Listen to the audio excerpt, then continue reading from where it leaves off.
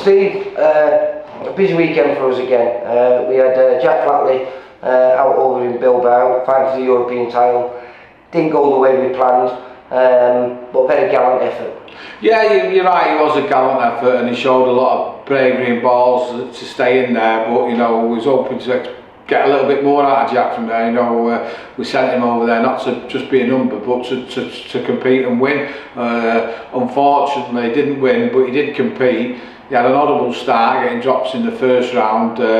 His legs seemed to go, but speaking to him, he said the canvas was wet, and you know, when he took the punch, he kind of shuddered down to his feet, and his feet kind of slipped on the wet canvas. But fair play to the other kid. It was a big improvement from his last performance, and we all knew he had power, but he showed a little bit of smartness in his punch selection. He mixed them up well from head to body and seemed to get through Jack all the time there. So yeah, a wonderful job on him, didn't he? Yeah. Jack's defence, even though he went with a high guard, unfortunately the kid was getting so much time to pick the shots that they were all landing in the places. So you know, not as good as performance off Jack that we was hoping for, but fair play to the other kid. He's won. Big step up for Jack, you know, going from the level he's at, which was English level, to fight for the European title. So we'll just have to come back, regroup, have a couple more,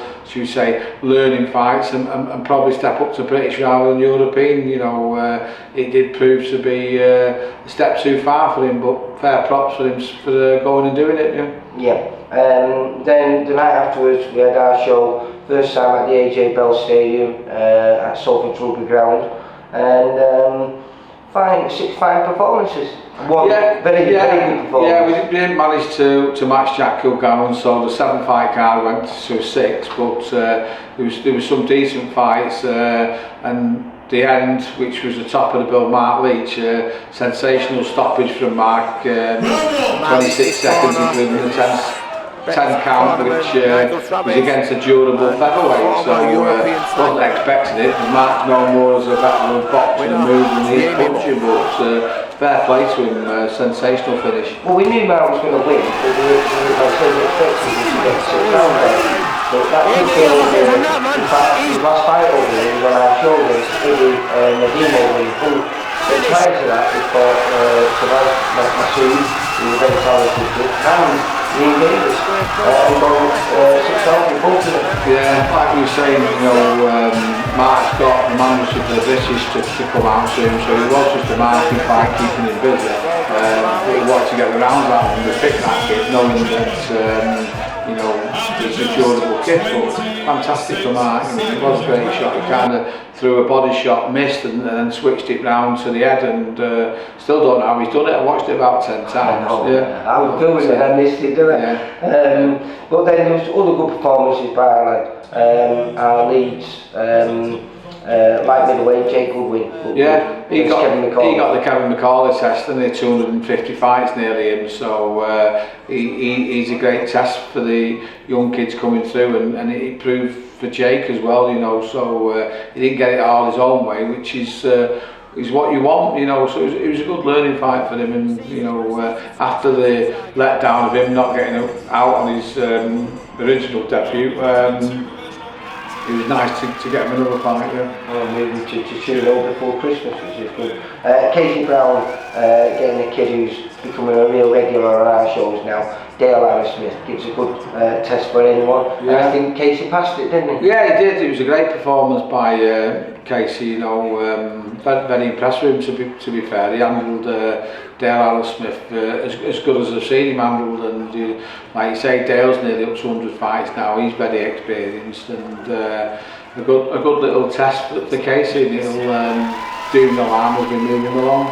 And Blackpool boy, Tyrone Bowen Price, the kid who's shrinking with every fight. Yeah, 10 stone he weighed, didn't he? So he shows, you know, he's originally going to be a light middleweight, and now he's made the light welterweight championship weight, which I think is enough for him. We don't want to be taking any more off him. And but you know, he's saying that he made it easy. He thinks he might even be able to make lightweight, and well, he's not as young as some of the other boys from Blackpool, from Styles. Well, let's see, but I'm happy with him there, because he fought a welterweight, a durable welterweight in MJR, and he kind of had like a bit of a fencing match for the first couple of rounds, but after that, when he'd weighed him up and got stuck into him, he busted him up, and maybe he was 6, he could have stopped him, which would have been a great performance. And you know, he didn't have many amateur fights, so he's learning on the job, and he's going to be one to watch, that's for sure. Yeah. That was only his 12th fight, you know, 10 fights as an amateur, and that was his 2nd fight as a pro. Yeah. So really good. We've already spoke about Marley. 2 fighters, not our fighters, but a kid formerly known as Conor Taylor, but he's took his granddad's surname in the Stadies. Against Harry Matthews. Yeah, well listen, that's not an easy fight on your debut, Harry Matthews. He's one of the better journeymen there, and always comes to try, and he did try, so fair play to Conor, taking him on his debut and winning and looking well. And then the other kid was Abdul Khan. I did a fake with Amir, and he sold a load of tickets, and apart from getting caught early in the first round, it was like a punch perfect performance from him. He looked good, and obviously Conor and Abdullah welcome our shows again. And then again, another busy weekend for us, because on Saturday we've got Paddy Lacey on the, is this a DAZN show, is it? Yeah, Paddy Lacey's on the DAZN show in Liverpool, and then we've got a couple of kids on Pat Barrett's show in Victoria Warehouse. James Moorcroft is fighting on there against Andy Calhoun, which will be a good test for him, and also Stephen Floyd's going on the away corner against Conor Ward on there, and so he'll be hoping to make an upset. And then on the Sunday, it's our first of our 2 Jolly Boys. It's our Scouse Jolly Boys at the Devonshire Hotel with Marcus Malloy, Brian Collins, and Conor Butler doing the 6th rounder. So so just got the 3 fights on there. Just 3 fights now. That one. Unfortunately, Moon's damaged his ankle running, so he's out. But yeah, good weekend just gone. Hopefully we'll have another good weekend this weekend, and the following weekend, the 19th, will be the Manchester Jolly Boys, which we'll talk about again. And then we've also got a lot of interest on that big show at the Manchester Arena, and we'll talk about that on Monday or something. Yeah. No problems. Alright, Steve. Thanks, Lee. Bye. Cheers. For all boxing info, news and latest interviews, amateur and pro, across the north, click and subscribe. VIP Boxing Promotions. Also Twitter, Instagram and Facebook.